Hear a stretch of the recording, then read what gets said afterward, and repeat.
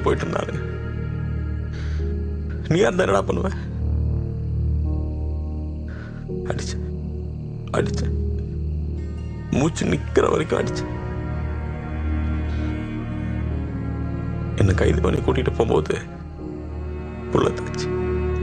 நான் ரோட்ல நின்று மாமா என்னை விட்டுட்டு போகாத அழுத.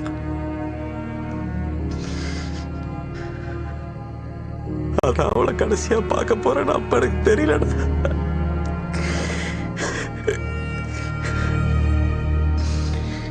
கண்ணு மூடி கண்ணை துறக்கிறக்குள்ள எல்லாம் போச்சு. மாமாங்கிற குரல், அவ வேர்வை வாசம், அதை வச்சுதான் காலத்தை ஓட்டிக்கிட்டு